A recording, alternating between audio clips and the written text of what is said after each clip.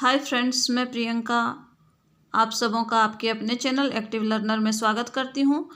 आज हम देखेंगे हिस्ट्री को यानी कि इतिहास विषय को, और ये क्लास होगी हमारी JTET 2020 के लिए। और हम यहाँ आज देखेंगे नए राजा और उनके राज्य यानी कि पाल, राष्ट्रकूट, गुर्जर, प्रतिहार और चोल वंश को। ये मैंने यहाँ आपको संक्षिप्त इसलिए कहा क्योंकि जो हमारे लिए टेट में उपयोगी होगा जितना उतना ही हम देखेंगे। ऐसे तो इतिहास को जानने के लिए बहुत कुछ होता है इतिहास में, जो हम उतना डीप में नहीं जाएंगे। हम लोग सिर्फ जो हमारे टेट के लिए उपयोगी होगा वही हम देखेंगे इसमें। पहला प्रश्न है, हर्षवर्धन की मृत्यु के बाद भारत में कौन सी 3 क्षेत्रीय राजवंशों का उदय हुआ जो इतिहास में महत्वपूर्ण स्थान रखते हैं?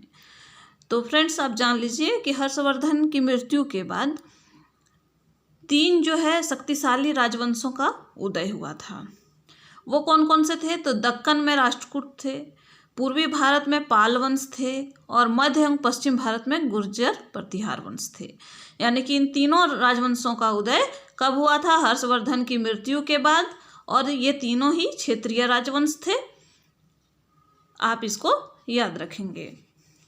अगला प्रश्न है, किस राज्य में अधिकार करने के लिए या किस राज्य पर अधिकार करने के लिए त्रिपक्षीय संघर्ष हुआ था?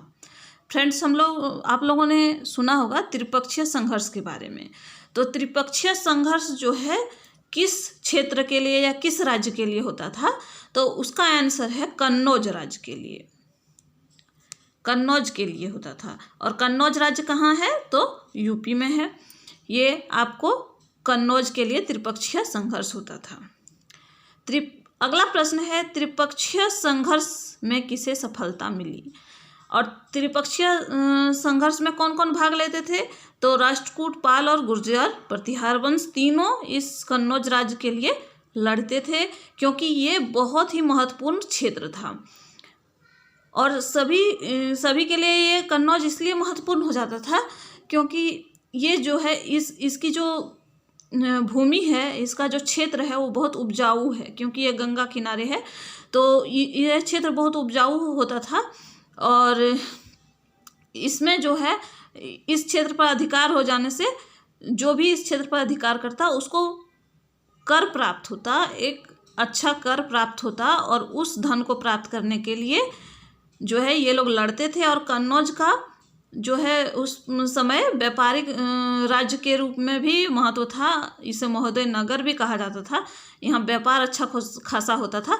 इसके चलते ये तीनों जो है राष्ट्रकूट, पाल और गुर्जर, प्रतिहार वंश कन्नौज के लिए लड़ते थे। इसे त्रिपक्षीय संघर्ष कहा जाता था। और अगला प्रश्न क्या है, त्रिपक्षीय संघर्ष में किसे सफलता मिली?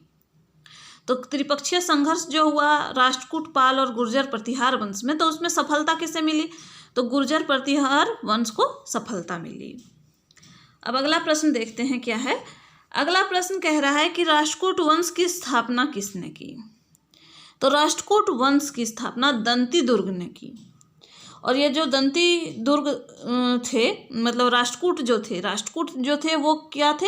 चालुक्य वंश में सामंत थे, चालुक्यों के सामंत थे। लेकिन जैसे ही चालुक्य कुछ कमज़ोर पड़े और उनकी कमजोरी का लाभ उठाकर राष्ट्रकूटों ने अपने वंश की स्थापना कर दी। और राष्ट्रकूट वंश का संस्थापक कौन था? दंती दुर्ग था। प्राय इतिहास में ऐसा ही होता है कि कोई वंश जब कमज़ोर होता है तो उसकी कमजोरी का फायदा उठा के दूसरा वंश वहाँ आ जाता है या अपने साम्राज्य की स्थापना कर लेता है। तो चालुक्यों के सामंत थे राष्ट्रकूट, और उनकी कमजोरी का लाभ उठाकर दंती दुर्ग ने राष्ट्रकूट वंश की स्थापना कर दी। अगला प्रश्न है, दंती दुर्ग ने कौन कौन सी उपाधियां धारण की थी? अगला प्रश्न क्या है कि दंती दुर्ग ने कौन कौन सी उपाधियां धारण की थी? इसका आंसर होगा कि दंती दुर्ग ने महाधीराज, महाराजधीराज, परमेश्वर और भट्टारक ये उपाधियां धारण की थी दंती दुर्ग ने।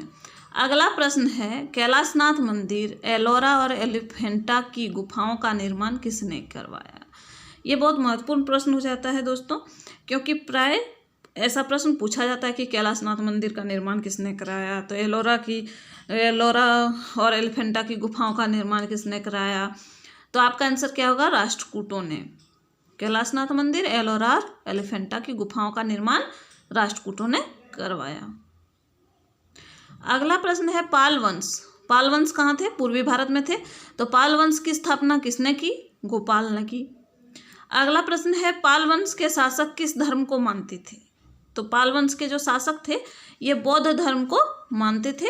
बौद्ध धर्म को इन्होंने संरक्षण दिया हुआ था और ये बौद्ध धर्म को मानते थे। अगला प्रश्न है गुर्जर प्रतिहार वंश की स्थापना किसने की। तो गुर्जर प्रतिहार वंश के संस्थापक हरिश्चंद्र थे गुर्जर प्रतिहार वंश के संस्थापक। अगला प्रश्न है किस शहर को या नगर को इतिहास में महोदय नगर की संज्ञा दी गई है।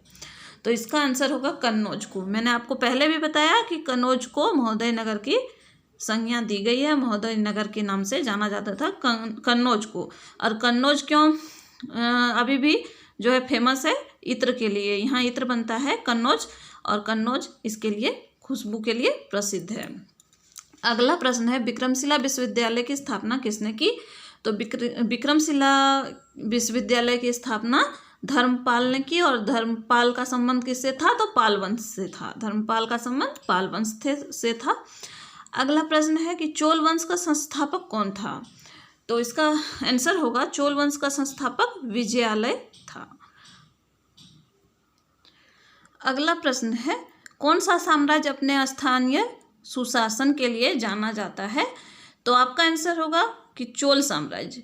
इतिहास में क्या है कि चोल साम्राज्य को इसके स्थानीय सुशासन के लिए जाना जाता था, यानी कि एक तरह की पंचायत व्यवस्था, जो अभी आधुनिक पंचायत व्यवस्था है, उसी प्रकार की कुछ पंचायत व्यवस्था या स्थानीय सुशासन जिसको हम कहते हैं, ये चोल साम्राज्य में हम लोग को देखने को मिलती है। तो चोल साम्राज्य जो है इसके लिए भी जाना जाता था, स्थानीय सुशासन के लिए। चोल साम्राज्य के पास अपनी नौसेना थी। इसने जो है समुद्र विजय पे बहुत ध्यान दिया।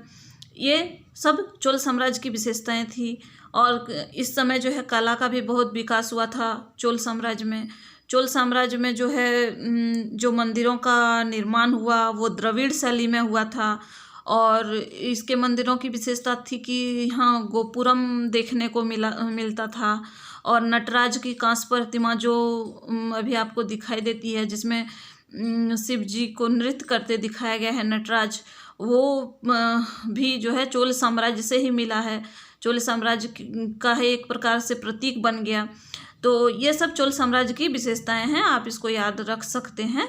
और अगला प्रश्न है संपूर्ण चोल साम्राज्य कितने प्रांतों में विभक्त था। तो इसका आंसर होगा 6 प्रांतों में विभक्त था। तो सबसे बड़ी इकाई जो होती थी वो राज्य होता था, उसके बाद मंडलम, उसके बाद कोट्टम, और कोट्टम के बाद नाडु, और नाडु कुर्रम में विभक्त होता था। यानी कि सबसे बड़ी इकाई क्या होती थी, राज्य होता था, उसके बाद मंडलम होता था, उसके बाद कोट्टम, उसके बाद नाडु और कुर्रम। ये आप याद रखेंगे कि चोल साम्राज्य 6 प्रांतों में विभक्त था। अगला प्रश्न है चोलों के स्थानीय प्रशासन को किस नाम से जाना जाता है। तो चोलों के स्थानीय प्रशासन को वारियम कहा जाता था। क्या कहा जाता था, वारियम कहा जाता था। जैसे अभी हम पंचायत के नाम से जानते हैं, तो उस समय क्या जाना जाता था, वारियम के नाम से। ये महत्वपूर्ण होगा फ्रेंड्स आपको जेटेट के लिए। ऐसे तो सभी कंपटीशन में आपको हेल्प करेगा, लेकिन यहाँ ये वीडियो मैंने जेटेट को ध्यान में रख के बनाई है। तो अगला प्रश्न है चोल काल में सोने के सिक्कों को क्या कहा जाता था। तो चोल काल में जो सोने के सिक्के थे उसको कासू कहा जाता था। अगला प्रश्न है चोल काल में कितनी प्रकार की सभाओं का उल्लेख मिलता है। तो चोल काल में जो है 3 प्रकार की सभाओं का उल्लेख मिलता है। कौन कौन सी, कितने प्रकार की, तो 3 प्रकार की, उर, सभा और नगरम। तो उर किसको कहेंगे ये भी आप जान लीजिए। ग्राम परिषद या गांव वालों की सभा को उर कहा जाता था, यानी सबसे छोटी सभा। सभा किसको कहते थे, गांव के वरिष्ठ ब्राह्मणों यानी कि अग्रहार की सभा को सभा कहा जाता था, या महासभा भी कहा जाता था इसको। नगरम किसको कहते थे, व्यापारियों की सभा को या व्यापारियों की जो परिषद होती थी उसको, उस सभा को क्या कहते थे, नगरम कहते थे। यहाँ व्यापार से संबंधित सभाएं होती थी, व्यापारियों की सभा थी ये। अगला प्रश्न है, बृहदेश्वर मंदिर तंजौर का निर्माण किसने कराया था? ये बहुत सारे कॉम्पिटिटिव एग्जाम में पूछा जाता है। तो बृहदेश्वर मंदिर जो है तंजौर, उसका निर्माण किसने कराया था? तो राजराज प्रथम या राजराजेश्वर ने करवाया था। इसको राजराजेश्वर मंदिर के नाम से भी जाना जाता है, बृहदेश्वर मंदिर को। तो फ्रेंड्स, ये क्लास आपको कैसी लगी ये आप ज़रूर बताइएगा, और यदि अच्छी लगी तो आप लाइक कीजिएगा, और यदि मेरे चैनल पे नए हैं तो प्लीज़ सब्सक्राइब कीजिएगा। Thank you.